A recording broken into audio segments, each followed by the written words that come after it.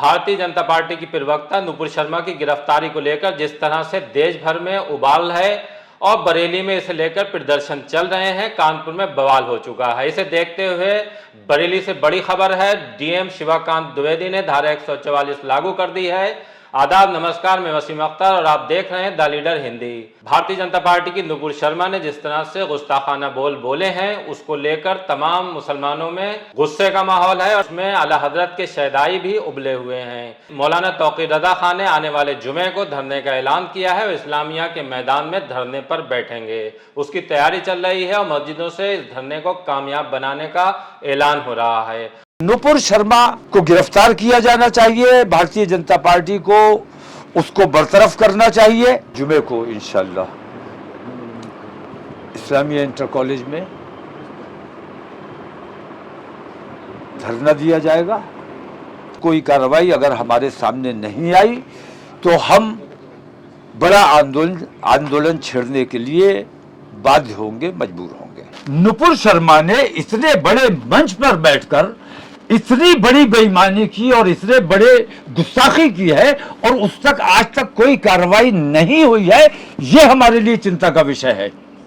तो कानून तक बात बाद में पहुंचेगी, पहले कानून को उसके खिलाफ मुकदमे पूरे हिंदुस्तान में कायम होने, उसकी गिरफ्तारी हमारे मुकदमा लिखाने से पहले उसकी गिरफ्तारी होनी चाहिए थी। सरकार को खुद संज्ञान लेना चाहिए था कि उसने इतनी बड़ी आबादी के जज्बात को ठेस पहुंचाई है। तो अज़मत रसूल पर हमारी जानो माल, हमारे माँ बाप, हमारा सब कुछ कुर्बान। उससे पहले की बात करें हम तो पुराना शहर और किला तक प्रदर्शन हो चुके हैं।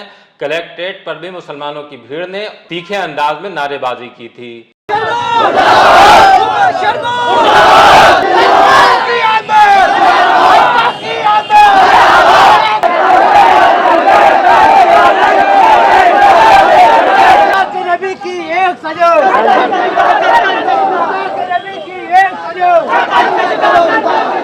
कानपुर में जिस तरह से जुमे की नमाज के बाद प्रदर्शन के बाद बवाल हुआ है, बरेली का प्रशासन सतर्क हो गया है। डीएम ने निषेधाज्ञा लागू करते हुए यह साफ कर दिया है कि 4 लोगों से ज्यादा कहीं भी भीड़ नहीं जुटेगी।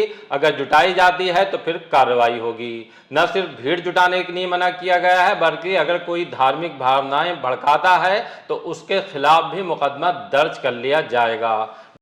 बरेली के डीएम शिवाकांत द्विवेदी की तरफ से जारी धारा 144 के आदेश में कहा गया है कि 3 जुलाई तक सार्वजनिक स्थानों पर कोई जलसा, जुलूस, धरना प्रदर्शन, उर्स, कीर्तन, शोभा यात्रा या दूसरे कार्यक्रम बिना प्रशासनिक अनुमति के नहीं होंगे।